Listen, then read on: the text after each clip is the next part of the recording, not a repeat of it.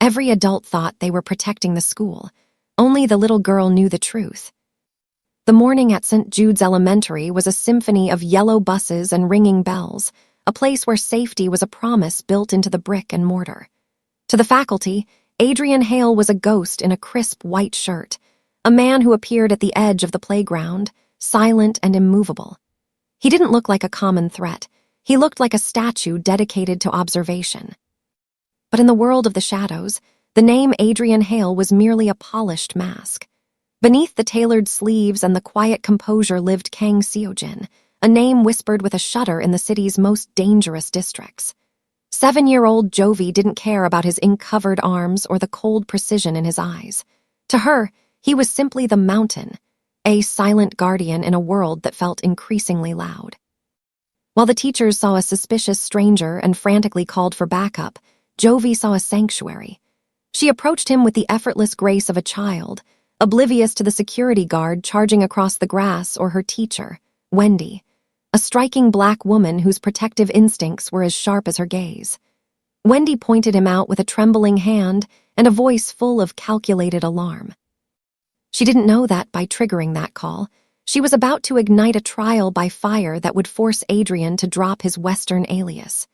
She didn't realize that the man kneeling before her student was the only one capable of stopping the storm already gathering at the school gates. If you believe that innocence can see what authority misses, hit like and subscribe button. Before we begin, let me know in the comments, what city or country are you watching from? I've lived in this neighborhood long enough to know the rhythm of St. Jude's Elementary by heart. Every morning, it is a chaotic, beautiful mess of slamming car doors, high-pitched laughter, and the smell of damp grass under the warming morning sun. It is the kind of place where you feel like nothing truly bad could ever happen because the world here is governed by crossing guards, colorful backpacks, and juice boxes. The brick walls of the school look like a fortress of innocence, a promise to every parent that their child is safe within these boundaries. But that morning, the air felt different.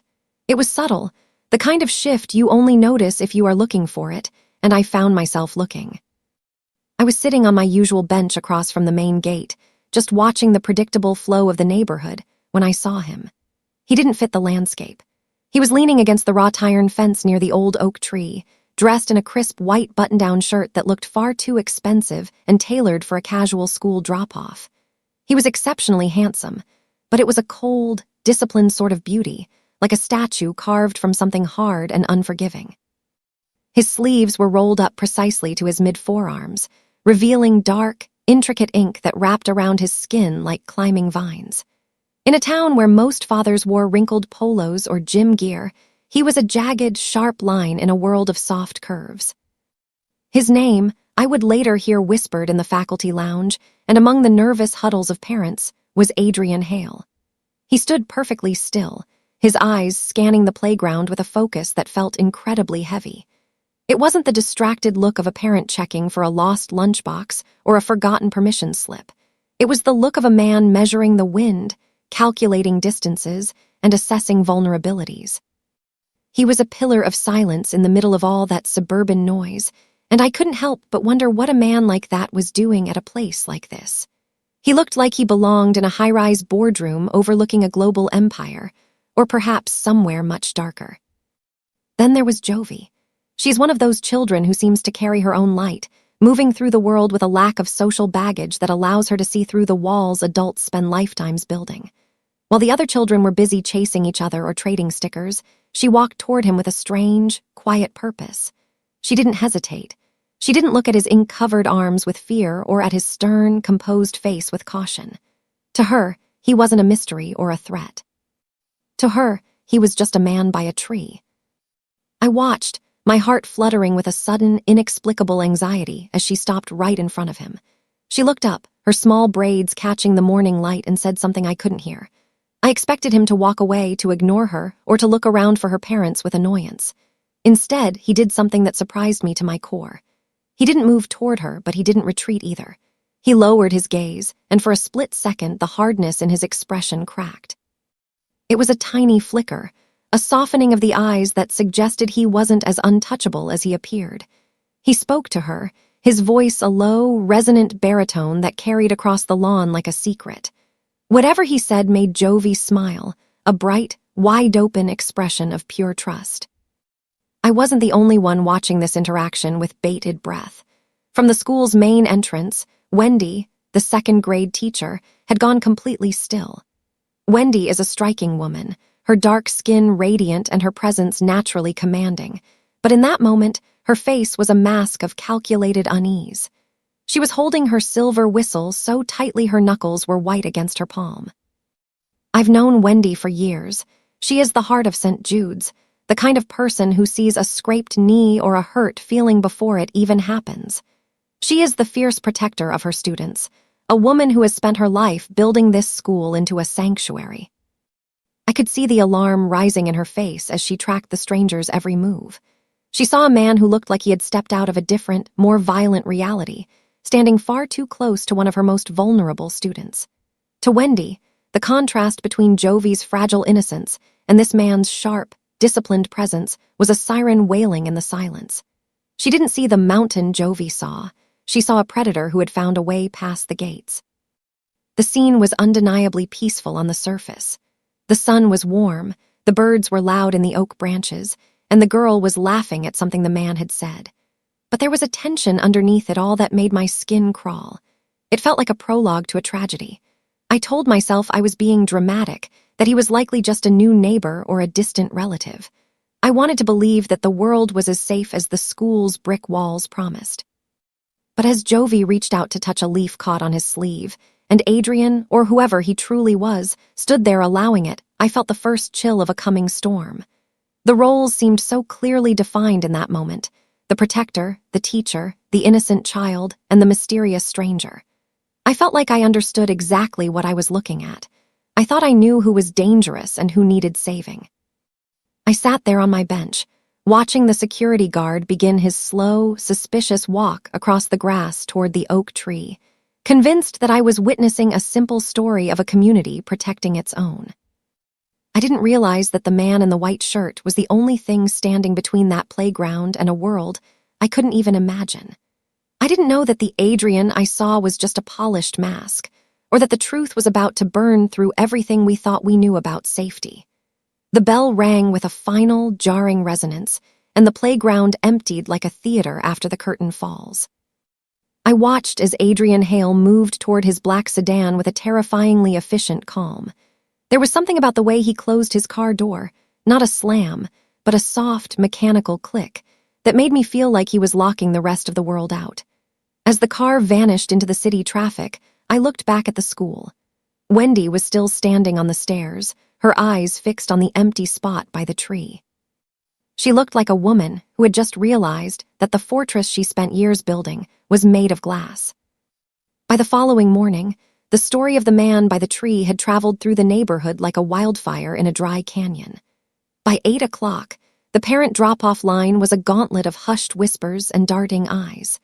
People who usually spent their mornings checking emails on their phones were now scanning the perimeter, looking for the crisp white shirt and the dark ink that had become the talk of the town. I was back on my usual bench, a cup of lukewarm coffee in my hand, watching the drama unfold as the community prepared itself for a confrontation it didn't fully understand. Adrian Hale didn't disappoint the spectators. He arrived at exactly 5 minutes past 8, parking his black sedan in the same spot at the curb as if he were laying claim to that specific patch of asphalt. He stepped out of the car with a terrifyingly efficient calm, adjusting his cuffs and looking every bit like a man who was used to being watched and used to being feared. His presence was so commanding that a rowdy group of fifth graders nearby went silent as he passed, their natural boisterousness wilted by the cold, disciplined energy he radiated. But this time, the school was ready for him. Wendy wasn't watching from the safety of the doorway today. She was already on the grass, standing halfway between the school entrance and the oak tree, looking like a general preparing for a parley. She was a striking figure, her dark skin radiant against the sharp lines of her professional attire, her posture so straight it looked painful. She wasn't alone. The school security officer was hovering 10 feet behind her, his hand resting conspicuously on his utility belt as he tracked the stranger's movements. Wendy's eyes never left Adrian as he approached the fence. To any casual observer, it might have looked like a simple interaction between a concerned educator and a suspicious loiterer, but from where I sat, the air between them felt electric. It was a clash of two different kinds of power. Wendy represented the light, the rules, and the visible safety of the community. Adrian represented the shadows, the silence, and a world where rules were things you broke or invented. Jovie was the one who broke the formal formation of the standoff. The moment she spotted Adrian, she broke into a run, her backpack bouncing against her small shoulders. "Mountain!" she called out, her voice bright and entirely fearless. Adrian stopped instantly. His entire body shifted from a state of high-alert scanning to a strange, stiff kind of gentleness. He didn't smile, but the predatory tension in his jaw seemed to vanish the moment the girl reached the fence. "Stay back, Jovie," Wendy's voice cut through the air, sharp as a blade. She stepped forward, intercepting the girl before she could get any closer to the wrought iron. Wendy placed a protective hand on Jovie's shoulder, pulling her back toward the school building with a firm maternal tug. Then she turned her full, burning attention to Adrian. "I don't believe we've been formally introduced. I'm Ms. Reed, Jovie's teacher." Adrian inclined his head slightly, a gesture of icy politeness. "Adrian Hale." "Mr. Hale," Wendy said, her voice dropping into a professional register that was clearly designed to intimidate and establish boundaries. "We have a very strict policy regarding unauthorized visitors on school grounds. Parents and guardians are required to have a visible pass. You don't seem to have one, and you don't have a student enrolled here." Adrian didn't flinch. He didn't even turn his head fully to look at the security guard who was now closing the distance. "I am not a parent," he replied, his voice a low, dangerous vibration that seemed to make the very air turn cold. "And I am not on your grounds. I am a citizen on a public sidewalk, causing no disturbance." Wendy's eyes flashed with a mixture of frustration and fear. She wasn't used to being challenged by men who looked like they lived in the backrooms of the city's most dangerous districts. "The parents are uncomfortable, Mr. Hale. You've been standing here for days, watching children who aren't yours. We don't want any trouble, but we will call the local precinct if we have to." Adrian took a slow, deliberate step forward until he was inches from the property line. He was much taller than Wendy, a wall of muscle and hidden history, but she didn't move an inch. She met his gaze with a defiance that was as beautiful as it was reckless. "I am not here for the parents," Adrian said quietly, his eyes drifting for a split second to Jovie, who was watching from behind Wendy's hip. "And I am not here for you." "Then why are you here?" Wendy challenged, her voice trembling but clear. "To ensure the silence remains," Adrian said. It was a cryptic answer that felt more like a warning than an explanation. Before Wendy could press him further, the security guard stepped into Adrian's personal space, his radio crackling with static. The confrontation had reached its limit. Adrian looked at Wendy one last time, and for a brief moment, I saw a flicker of profound isolation in his eyes, the look of a man who knew he would always be seen as a monster, regardless of his intent. "Very well," Adrian said, the baritone of his voice carrying a finality that made the guard step back instinctively. He turned on his heel and walked back to his sedan with a steady, disciplined gait. Wendy stood her ground until the car pulled away and vanished into the city traffic, but I noticed her hand was shaking as she reached for the silver whistle around her neck. She had won the encounter, and a collective sigh of relief rippled through the playground as the threat was removed. But as the school doors closed, I couldn't shake the feeling that we had just chased away the only thing that actually knew how to fight the storm. By Wednesday, Wendy's concern had deepened into a silent obsession. She had spent the previous evening staring at a flickering computer screen, searching for any trace of the name Adrian Hale. She found nothing. No social media profiles, no professional history, not even a mention in a local directory. In a world where everyone leaves a digital footprint, a man who didn't exist was the most dangerous kind of ghost. To a woman like Wendy, who valued community, transparency, and the visible safety of her students, Adrian was a void that needed to be filled with answers. I watched her from my bench as she patrolled the perimeter during the afternoon recess. She didn't just walk, she scouted. Her eyes were constantly drawn to the empty patch of sidewalk where the black sedan usually sat, her expression a mix of lingering fear and a growing, frustrated curiosity. She was the heart of St. Jude's, and right now, her heart was beating with a rhythm of pure caution. During the afternoon break, I saw her approach Jovie. The little girl was sitting on the edge of the sandbox, isolated from the chaotic games of tag around her. She was turning a small, smooth river stone over in her hands, her focus absolute. Wendy knelt down in the sand, her movements soft and unthreatening. "Jovie, honey," she said, her voice dropping into that gentle, melodic tone she used to comfort the children. "You talked to that man again yesterday, didn't you? The one who stands by the tree." Jovie didn't look up from her stone immediately. She traced a faint line on its surface with her thumb. "He's not just a man, Ms. Reed. He's the mountain." Wendy's brow furrowed, a flicker of worry crossing her beautiful features. "The mountain? Is that what he told you to call him? Did he ask you to keep secrets?" "No," Jovie whispered, finally meeting Wendy's eyes. Her gaze was impossibly clear, devoid of the suspicion that clouded the adult world. "He doesn't say much at all, but when you stand near him, the world stops being so loud. Everything feels still. Don't you feel it when he's there?" Wendy went completely still. She looked toward the fence, toward the empty space where Adrian usually stood, trying to find the words to explain to a 7-year-old that silence wasn't always peace, that sometimes it was just the heavy breath before a storm. But Jovie wasn't finished. "He told me that sometimes people stand still because they're the only ones who can see what's coming," Jovie added, her voice dropping to a conspiratorial level. "My mom says he's probably just lonely, but he's not lonely. He's waiting." "Waiting for what, Jovie?"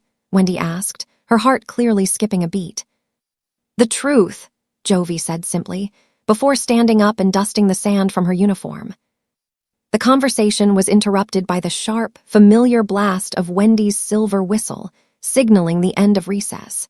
She watched the children file back into the building, but she lingered on the grass for a long moment, her gaze fixed on the oak tree. I could see the internal struggle on her face. Part of her wanted to call the authorities again, to demand he be trespassed for good.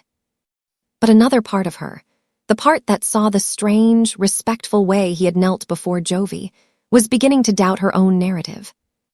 As the afternoon shadows lengthened across the playground, the black sedan returned. But this time, Adrian didn't stay behind the wheel. He stepped out and leaned against the door, his arms crossed over his chest, his eyes hidden behind dark lenses. He wasn't looking at the school. He was looking at a white van parked 2 blocks down, a nondescript vehicle that had been idling there for over an hour. I noticed it too. It was a vehicle that blended perfectly into the urban background, yet Adrian was watching it with a predatory stillness. He wasn't loitering, he was a sentry. Wendy came out to the sidewalk to supervise the bus loading, and she spotted him immediately. She started toward him, her jaw set and her emerald blazer catching the light, ready for another round of legal threats. But as she got closer, she saw his posture. He wasn't relaxed. Every muscle in his body was coiled like a spring. She stopped 3 feet away from him, the tension between them thick enough to touch. She was the image of civic order and professional beauty. He was the ink-stained mystery from a world she didn't want to know. "Mr. Hale," she started, her voice lower and more cautious than the day before. "Look at the van," Adrian interrupted. He didn't turn his head. His voice was a low, resonant vibration, a warning intended only for her ears. Wendy blinked, her gaze shifting down the street to where he was pointing with his eyes. "What about it? It's just a delivery van." "It's been there since noon," Adrian said. "No one has gotten out to make a delivery. The engine has been running for 40 minutes. The license plates are registered to a business that burned down 3 years ago." Wendy's breath hitched in her throat. She looked back at Adrian, her eyes wide with a sudden, sharp realization. This wasn't the talk of a man who was a threat to the school. This was the talk of a man who understood the mechanics of an impending attack. For the first time, she saw past the tattoos and the expensive white shirt. She saw the mountain Jovie had described, a massive, immovable force standing between the children and a darkness she couldn't yet see. "Who are you?" she whispered. the question finally stripped of its hostility and replaced with a desperate need to understand. Adrian finally looked at her. He removed his glasses, revealing eyes that were dark, tired, and filled with a profound sense of duty. "I am the person who stays when everyone else runs," he said. "Now go back inside. Take the children to the interior classrooms. Do not let them near the front windows. Please, Wendy." The use of her name, followed by that single, quiet please, changed everything. It wasn't a command from a stranger. It was a plea from one protector to another. Wendy didn't argue. She didn't call for the security guard. She turned and ran back toward the school, her heels clicking rapidly against the pavement. She had finally heard the silence he was talking about, and it was the most terrifying sound she had ever known. I sat on my bench, my coffee forgotten, watching as Adrian reached into his car and pulled out a heavy, matte black radio. The quiet truth was finally coming to the surface, and as the white van's engine roared into gear, I realized that the man everyone feared was the only one who had been telling us the truth all along. Inside the halls of St. Jude's, the atmosphere had shifted from academic routine to a cold, pressurized silence. Wendy moved with a frantic but controlled energy, her heels clicking a rapid, hollow rhythm against the linoleum floors. She didn't just usher the children, she barricaded them. She moved her second-grade class into the windowless library, deep in the heart of the building, instructing them to sit on the floor away from the doors. Her mind was a storm of conflicting images, trying to reconcile the predator she had feared with the man who had just looked her in the eyes and begged for the children's safety. She positioned herself by the reinforced library door, peering through the narrow vertical pane of glass that looked out toward the front lawn.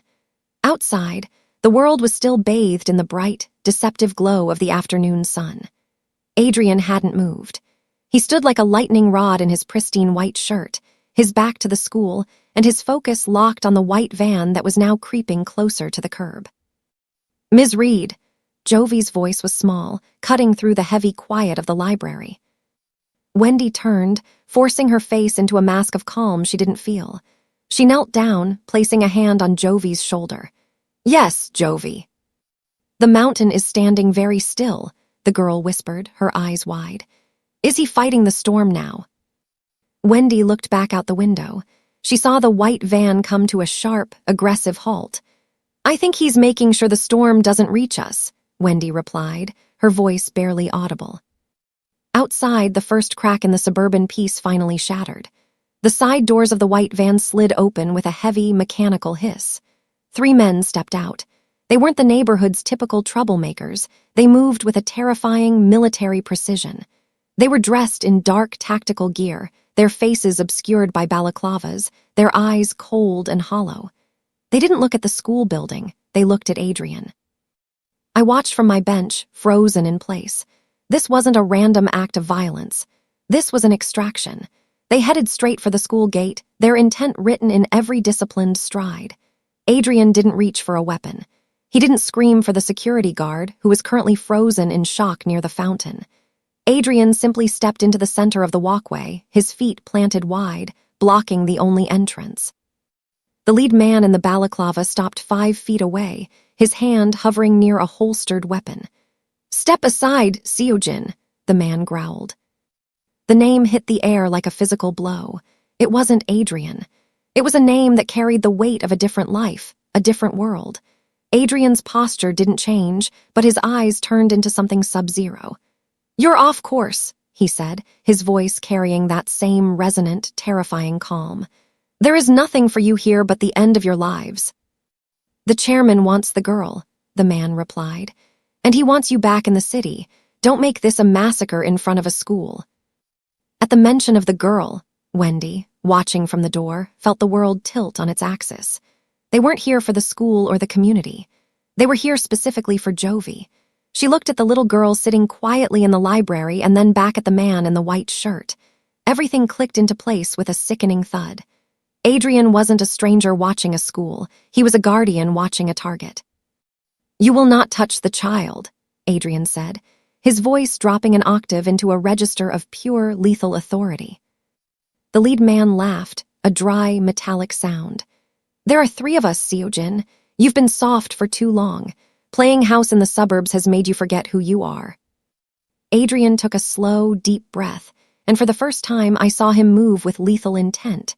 He unbuttoned the cuffs of his white shirt, rolling them up further to expose the full extent of the tattoos on his arms, the dragons and the ink-black scales that seemed to writhe in the sunlight. "I haven't forgotten," Adrian said. "I've just found something worth more than a throne." The first man lunged. What followed wasn't a schoolyard scuffle. It was a masterclass in controlled, devastating violence. Adrian moved like water, fluid, fast, and impossible to catch. He didn't use a weapon. He used the attacker's own momentum against them. He intercepted the first man's strike, a sickening crack echoing through the quiet street as a wrist was snapped, followed by a precision strike to the throat that sent the man to the pavement, gasping for air. The other two didn't wait. They moved in together, flashing combat knives that glinted wickedly in the midday sun. Wendy let out a stifled gasp, her hand flying to her mouth. She wanted to run out there to help him, to do something, but she was a teacher, not a soldier. She realized in that moment that she was witnessing a sacrifice. The man she had tried to have arrested was currently bleeding for her students. Adrian took a shallow cut to his shoulder, a red stain blooming instantly across the pristine white fabric of his shirt. He didn't even flinch. He caught the second man's arm, twisted it until the bone gave way, and used the man's own body as a shield against the third attacker. It was brutal. It was efficient, and it was terrifyingly beautiful in its precision. Within 90 seconds, two of the men were incapacitated on the grass, and the third was backed against the white van, his knife clattering to the asphalt. Adrian stood over him, his white shirt ruined, his chest heaving slightly, but his gaze remained as steady as the mountain he was named for. He leaned in close, whispering something to the last man that made the attacker's eyes go wide with a primal, soul-deep fear. The man scrambled back into the van, dragged his unconscious comrades inside, and the vehicle tore away, tires screaming against the pavement. Silence returned to St. Jude, but it was a different silence than before. It was the silence of a secret that had been ripped wide open. Adrian turned back toward the school. He looked at the library door where Wendy stood. His face was splattered with blood, his shirt was torn, and the polished mask was completely gone. In its place stood the man the city feared. Wendy didn't call security. She didn't blow her whistle. She slowly pushed the door open and stepped out onto the grass. The tension that had been built on suspicion was now replaced by something raw and undeniable. An alliance forged in the moment the world had tried to break them. "You're hurt," she said, her voice trembling but certain as she walked toward him. "The girl is safe," he replied, his voice cracking for the first time. "Come inside," Wendy said, reaching out a hand, ignoring the blood and the ink. "Before the police get here, come inside." As he finally took her hand, the first crack in his armor shattered completely. He wasn't just a mountain anymore. He was a man who had finally found someone to help him carry the weight of the truth. The interior of the teacher's lounge was dim, the only light coming from the humming vending machine and the gray afternoon sky filtering through the blinds. Outside, the sirens were a distant, mournful wail, still blocks away. Inside, the air was thick with the scent of antiseptic and the heavy, metallic tang of blood. The room, usually filled with the cheerful clutter of school life, half-graded papers, coffee mugs, and colorful posters, now felt like a makeshift field hospital. Adrian sat on a low plastic chair, looking absurdly out of place. His white shirt was ruined, a jagged tear at the shoulder revealing a deep, angry gash that was still weeping crimson. He didn't wince. He didn't even lean back to rest. He just sat with that same terrifyingly focused stillness, his eyes fixed on the door as if he expected the world to break through at any second. Wendy moved with a quiet, efficient grace. She had grabbed the school's emergency first aid kit, and her hands, though trembling slightly at the wrists, were steady as she snapped on a pair of latex gloves. She stood between his knees, a position that was purely functional for cleaning a wound, yet it felt dangerously intimate. For the first time, she was within his personal space, close enough to feel the heat radiating from his skin and to see the fine lines of exhaustion around his eyes. "Hold this," Wendy whispered, handing him a wad of sterile gauze. As he reached out to take it, their fingers brushed. The contact was brief, but it sent a visible jolt through Wendy. Up close, Adrian didn't just look like a man, he looked like a force of nature that had been temporarily contained. She could see the fine texture of his skin, the precision of the ink that climbed his neck, and the raw, disciplined power in his frame. He was a man built for a world she had only seen in headlines. "Who were those men?" Wendy asked, her voice low and urgent. She began dabbing at the cut on his shoulder, her touch as gentle as she could make it. "They called you Seojin. They mentioned a chairman. They were here for Jovie, weren't they?" Adrian remained silent for a long moment, his gaze dropping to the linoleum floor. The silence stretched until it felt like it might snap. "The name Adrian Hale is a ghost," he finally said. His voice was a rasping shadow of its usual resonance, carrying the weight of 1,000 secrets. "My name is Kang Seojin. In the city I come from, that name is used to keep people awake at night. I was the hand of a man who built an empire on things you shouldn't have to imagine." Wendy paused, the blood-stained cotton ball hovering over his skin. She looked into his eyes, searching for the monster she had spent weeks fearing. Instead, she found a man who looked profoundly, soul-deeply tired. "And Jovie," she pressed, "what does a girl like her have to do with an empire like yours?" "The chairman is my father," Adrian said, the words tasting like poison in his mouth. "Jovie is his granddaughter. Her mother, my sister, fled that life years ago. She wanted her daughter to grow up in the light. She wanted her to be a child, not a pawn in a succession war." He looked up at Wendy, his expression raw and vulnerable. "My father doesn't believe in the light. He only believes in legacy. I am here because I am the only one who knows how he thinks. I am the only one who can stop him from taking her back into the dark." Wendy felt the breath leave her lungs. She had spent weeks treating this man as a variable to be solved, a threat to be managed. She had judged him for his tattoos, his ethnicity, and his silence, never realizing that his silence was the only thing keeping the school safe. She had been guarding the fortress from the man who was actually the gatekeeper. "You've been standing by that tree every day," Wendy said, her voice softening as she applied a fresh bandage to the wound.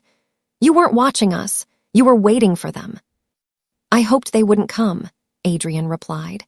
"I hoped the silence would be enough to make them think I had truly disappeared. But my father is a man who demands loud endings." He looked at her then, really looked at her. He saw the fire in her eyes, the protective strength of a woman who had spent her life nurturing the very innocence he was trying to save. In the world of the shadows he came from, women were often treated as fragile or ornamental. But Wendy was neither. She was a pillar of the community, a woman who had stood her ground against him when she thought he was a threat, and who was now standing by him when she knew he was in pain. "You should leave," Adrian said, though he didn't move an inch. "When the police arrive, I will be a person of interest. There will be questions I cannot answer without putting this school in further danger. If you are found helping me, they will target you too." Wendy finished tapping the bandage and stepped back, but she didn't move away.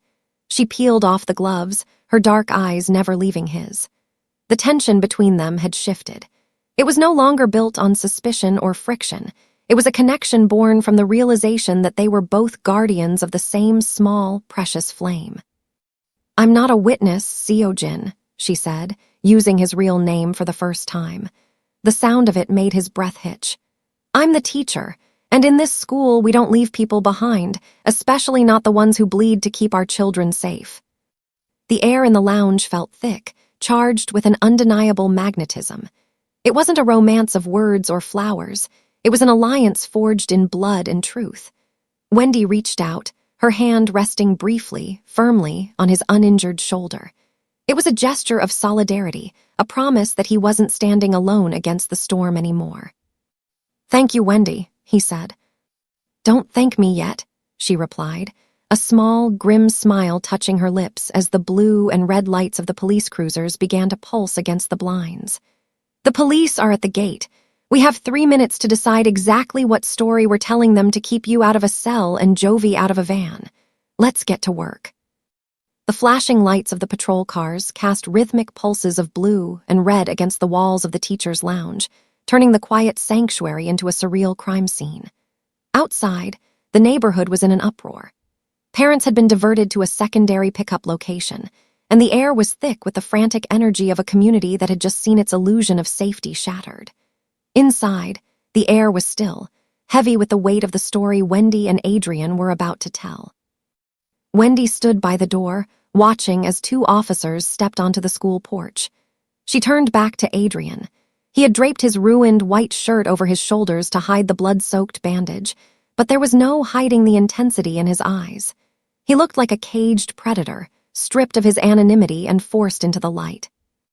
"Let me do the talking," Wendy whispered, her voice firm.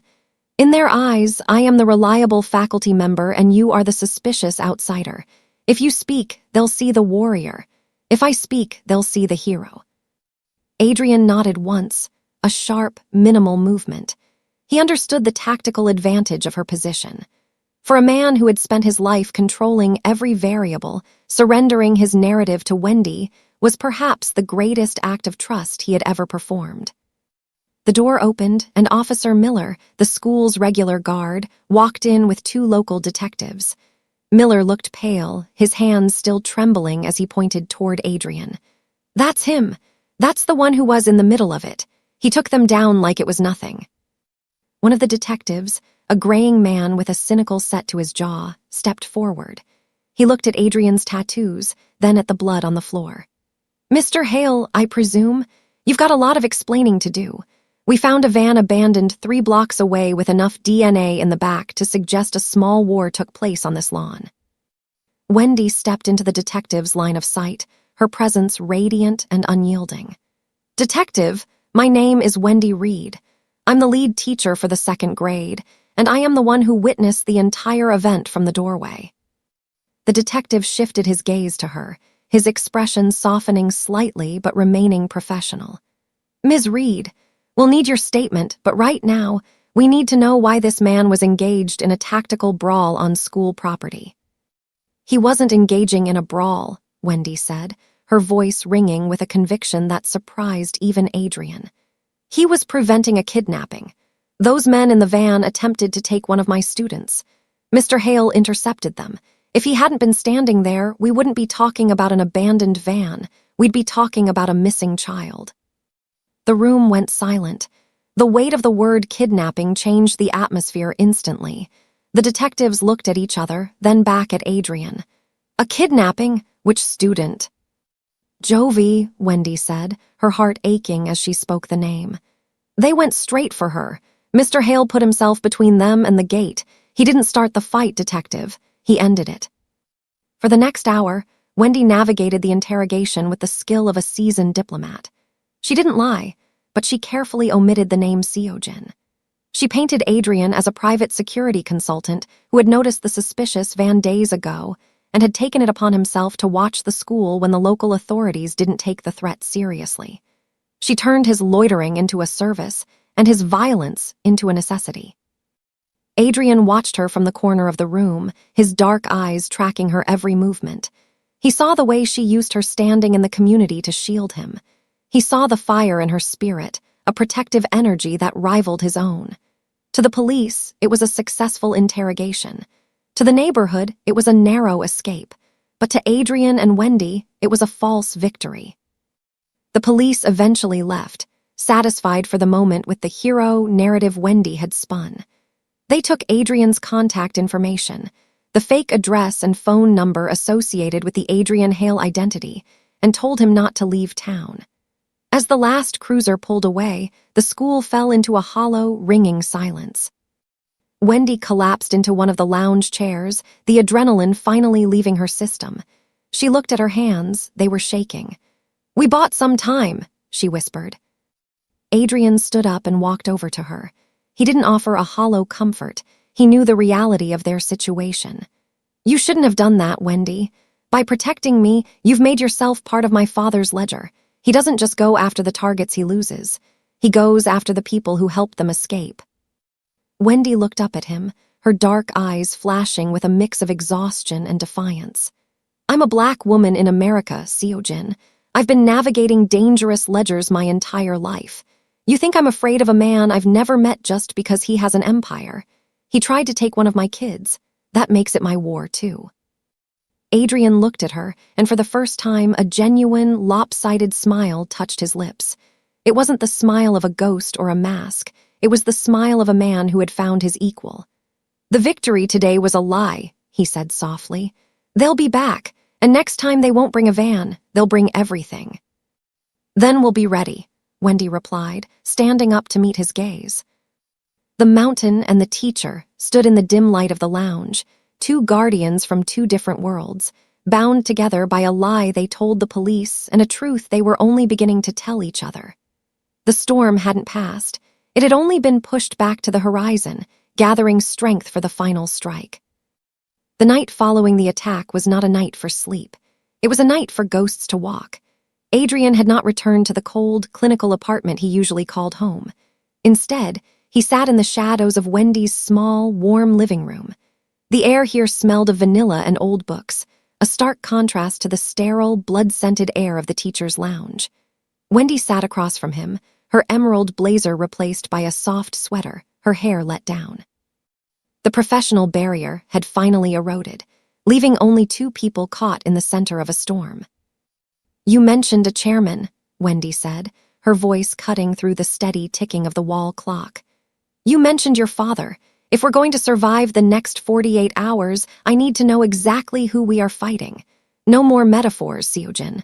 No more riddles about mountains." Adrian leaned forward, the lamplight catching the sharp angles of his face. He looked at his hands that were designed for destruction, now resting on a coffee table where children's drawings usually sat. "My father is Kang De-young. To the world, he is a philanthropist and a shipping magnate. In reality, he is the architect of a syndicate that moves influence across 3 continents. I was his primary instrument, the one who enforced the silence when people spoke out of turn." Wendy didn't blink. She didn't pull away. She absorbed the weight of his confession with a grounded strength. "And why did you stop? Why are you standing by a tree at a suburban elementary school?" "Because of Jovie," Adrian replied, his voice softening. "My sister was the only one of us who grew a soul. She saw what our father was becoming and she ran. She changed her name, her life, and her history to protect her daughter. But my father doesn't believe in escapes. He believes in bloodlines. He views Jovie not as a grandchild, but as a piece of property." He paused, a dark shadow crossing his features. "I was sent to find them. I was the one who tracked them to this neighborhood. But when I saw Jovie, when I saw her playing on that playground, oblivious to the rot of our family, I couldn't do it. I realized that if I took her back, I was sentencing her to a life of shadows. So I stayed. I turned my back on my family and became a ghost. I've been living as Adrian Hale, watching her from the edges, making sure no one else found what I found." Wendy leaned back, the magnitude of his sacrifice settling over her. He hadn't just been loitering. He had been a double agent for his own niece's soul. He had traded his power, his wealth, and his family for the safety of a 7-year-old girl. "The men today," Wendy whispered. "They called you Seojin. They know you've turned." "They've known for a while," Adrian said. "Today was a test. They wanted to see if I was still the man who could kill without hesitation. By letting that last man go, I sent a message to my father. I told him that I am no longer his instrument, and that is a death sentence." "Not just for you," Wendy added, her gaze sharpening. "For Jovie, and for anyone standing near her." She stood up and walked to the window, peering through the blinds at the quiet, tree-lined street. For years, she had fought to keep this neighborhood a sanctuary. She had fought for the dignity and safety of her students. Now, she realized that the greatest threat was a monster from a world she couldn't comprehend, coming to reclaim a child. Wendy turned back to face him. Standing there in the dim light, the contrast between them was striking. He was a man built for war, tall and scarred, while she was the unshakable force of the community. But in that moment, she didn't see a criminal or a kingpin. She saw a man who had been fighting a lonely war for too long. "You should take Jovie and her mother and leave," Adrian said, though he didn't move. "I can draw them away. I can lead them on a hunt across the coast while you disappear." Wendy shook her head, her voice a low, fierce vibration. "No, we don't run. If we run, Jovie spends the rest of her life looking over her shoulder. If we're going to end this, we end it here, on our ground, my school, my neighborhood." Adrian looked at her with a mixture of awe and concern. "You don't know what they are capable of, Wendy." "And they don't know what I am capable of when someone tries to take what's mine," she replied. She reached out, her hand finding his. This time, the touch wasn't just for medicine. It was a bond. You've been the mountain for Jovie, but even a mountain needs a foundation. Let me be that for you. In that room, the identity of Adrian Hale was fully shed. Standing there was just a man and a woman, preparing to defend the only thing that mattered, the life of a single child. Tomorrow is the school's winter gala, Wendy said, her eyes glinting with a sudden, tactical brilliance. Everyone will be there. The parents, the press, the city officials. It's the one time your father can't move without being seen by 1,000 eyes. If he wants a loud ending, we'll give him one he'll never forget. The winter gala was supposed to be a celebration of the school's history, but for Wendy and Adrian, it was the preparation for a battlefield. The gymnasium had been transformed into a winter wonderland, draped in white silk and shimmering fairy lights. Tables were lined with silver trays of appetizers, and a local jazz quartet played softly in the corner. It was a scene of perfect, polished suburban peace, exactly the kind of shield Wendy knew they needed. Wendy moved through the crowd in a floor-length dress of deep mahogany, her hair swept up, her expression one of effortless hospitality. To the parents and donors shaking her hand, she was the beloved educator. But beneath the surface, her senses were heightened. She knew the layout of every exit, the position of every security camera, and the exact location of Jovie, who was sitting near the stage under the watchful eye of her mother. Adrian was not in the room.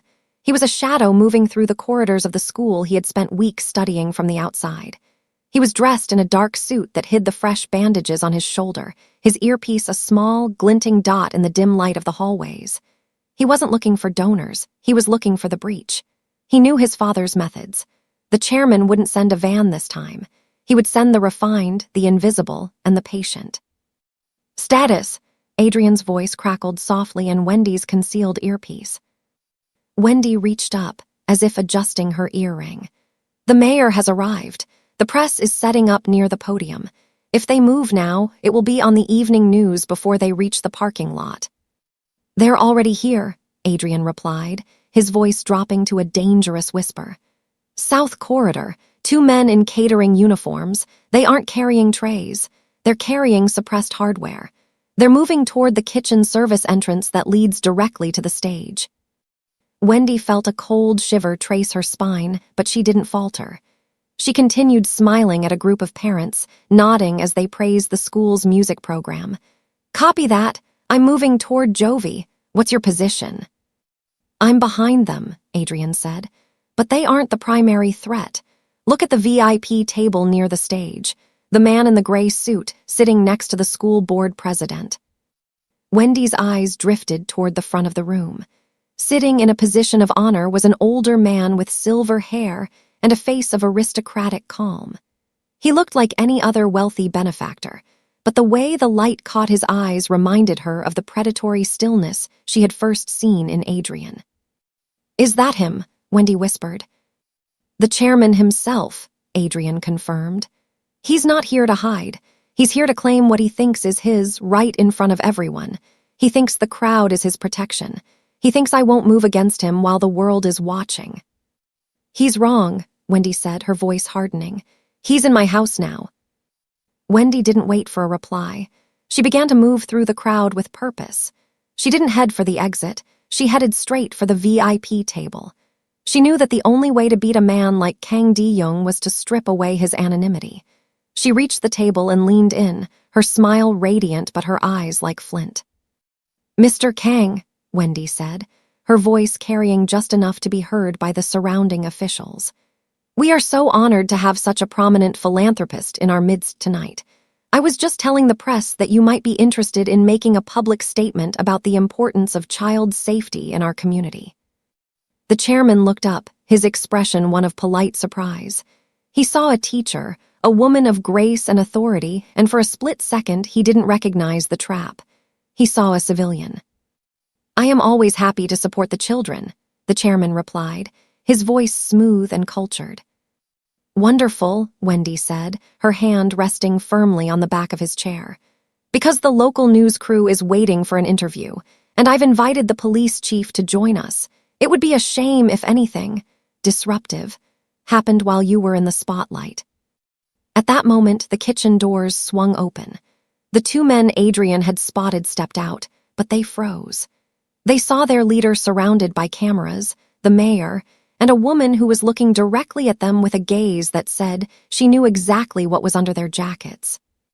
The chairman's smile didn't falter, but his eyes narrowed. He looked at Wendy, and for the first time, he saw the foundation Adrian had spoken of. He realized he wasn't facing a teacher. He was facing a strategist who had turned his own weapon, the public eye, against him. "You're very clever, Ms. Reed," the chairman whispered, so low only she could hear. "I'm a teacher, Mr. Kang," Wendy replied, her voice just as quiet. "I deal with bullies every day. Now sit still and enjoy the music. Your son is watching you from the rafters, and I promise you, if your men take one more step, the silence you love so much is going to get very, very loud." The mountain was no longer just one man. It was an alliance. And as the jazz quartet played on, the chairman realized that for the first time in his life, he was the one who was truly trapped. The tension in the gymnasium was a physical weight, a thin membrane of civility stretched over a pit of violence. To the donors and parents, it was a night of elegance. To the three people at the center of the room, it was a standoff that would determine the rest of their lives. The chairman sat perfectly still, his silver hair gleaming under the fairy lights. He was a man who had never been told no, yet he found himself pinned to a velvet chair by a woman with a mahogany dress and an unshakable gaze. He looked past Wendy, his eyes scanning the shadows of the upper rafters where he knew his son was waiting. He could feel the eyes of the cameras on him, the red on-air lights of the local news crew acting as a digital firing squad. "You think a few lenses will stop a man like me?" the chairman whispered, his voice as cold as a mountain spring. "I have bought and sold entire cities, Ms. Reed. I can make this whole room disappear before the morning news." "Maybe," Wendy replied, her hand still resting on the back of his chair, a silent anchor. "But you can't make the truth disappear once it's been whispered into the right ears. I've already sent a digital file to 3 major outlets. If I don't check in by midnight, the philanthropist Kang De-young becomes a global fugitive. My students are taught that the truth sets you free. I think it's time you learned that lesson, too." In the rafters, Adrian watched through the scope of a high-end thermal optic. He saw the two men in the catering uniforms retreating toward the shadows of the kitchen, their hands moving away from their concealed weapons. They were professionals. They knew when a mission had shifted from a quiet extraction to a public suicide. "They're backing off," Adrian's voice whispered in Wendy's ear. "The chairman is alone, but he's not done. Watch his hands." Wendy tracked the chairman's right hand as it reached for a silver pen in his breast pocket. It wasn't a weapon, but a signal. Before he could click it, Wendy leaned down, her face inches from his. "If you click that pen, Jovie will be the first person to see what kind of monster her grandfather really is. Is that the legacy you want? To be the villain in her story?" The chairman froze. For the first time, his composure cracked. He looked toward the stage, where Jovie was laughing, holding a small trophy for a science project. She looked exactly like her mother, full of light, untouched by the rot of the syndicate. The jazz music swelled, a crescendo of brass and drums that masked the silent war happening at the VIP table. The chairman slowly let go of the pen. He stood up, smoothing his suit with a trembling hand. He realized he had underestimated the strength of the world he had tried to invade. He had brought a knife to a war of hearts, and he had lost. "Tell Seo Jin that he has won today," the chairman said, his voice devoid of its usual power. "But the mountain eventually crumbles, Ms. Reed. I will leave the child in the light for now, but shadows always return when the sun goes down." "Then we'll be waiting with the lights on," Wendy said. The chairman turned and walked toward the exit, followed closely by his shadowed security detail. He didn't look back. He vanished into the cold night air, his black car speeding away from the school that had become his first and only defeat. As the gym doors closed, Adrian dropped from the rafters, landing silently behind the stage curtains. He stepped out into the light, his dark suit dusty but his presence calm. He walked toward Wendy, who was finally leaning against a table, the adrenaline leaving her body in a sudden, cold rush. They stood together in the middle of the celebration, the teacher and the guardian. They didn't need a public display of affection. They had something far more permanent. They had a shared history of fire and blood. "Is it over?" Wendy asked, looking at him. "For now," Adrian replied, his hand finding hers. "He won't come back while you're standing guard. He's realized that the mountain isn't just one man, it's this place. It's you." Jovie ran up to them then, clutching her trophy, her eyes bright with victory. "Ms. Reed, mountain, did you see? I won." Adrian knelt down, a genuine smile breaking across his face for the first time. He didn't look like a ghost or a warrior. He looked like a man who had finally come home. "I saw Jovie," he said, his voice thick with emotion. "I saw everything." Wendy looked at the two of them, the little girl who represented the future and the man who had sacrificed everything to protect it. She realized then that the moment in motion wasn't about a single event. It was about the choice to stay, to fight, and to love in a world that tries to pull you apart. The gala continued, the music playing late into the night.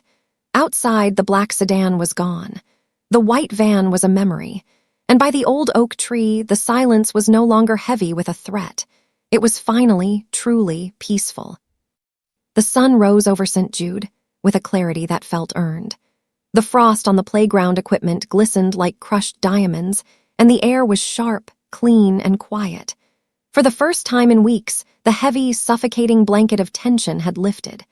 The winter gala was over, the police statements were filed, and the philanthropist had vanished back into the city shadows.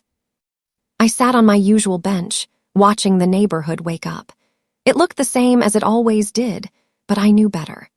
I knew the bricks of the school held secrets of a silent war, and the linoleum of the teacher's lounge still carried the faint scent of the antiseptic used to treat a warrior's wounds.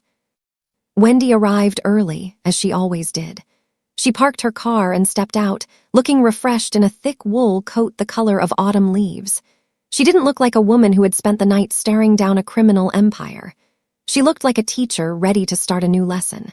She paused at the gate, her eyes drifting toward the old oak tree. The black sedan was gone. The space at the curb was empty. A flicker of something, perhaps a brief, sharp sense of loss, crossed her face. She had spent so long watching that spot, bracing herself for the man who occupied it, that the void felt like a physical weight. She adjusted her bag, took a deep breath of the cold morning air, and turned toward the school doors. "Ms. Reed."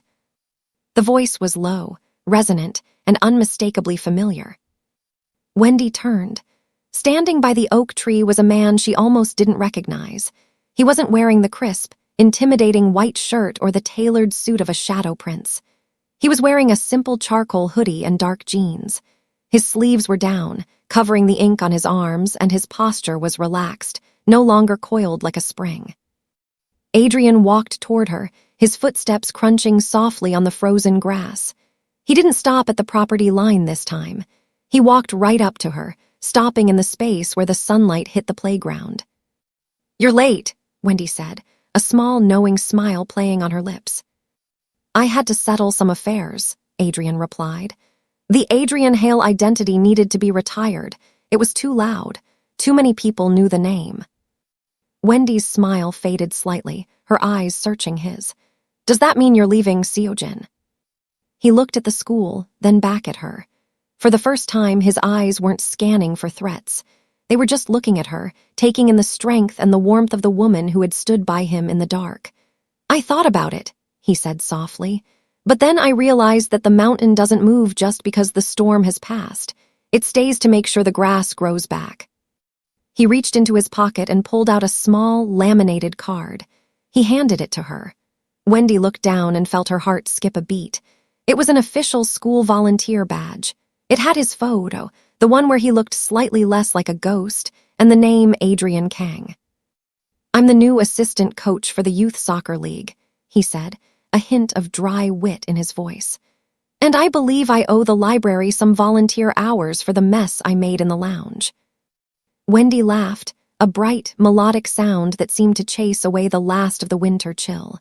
She looked at the badge, then back at the man who had traded a throne for a whistle. "Assistant coach, huh?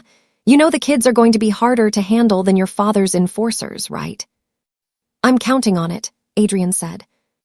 As the first school bus pulled up to the curb, Jovie came running out, her braids flying.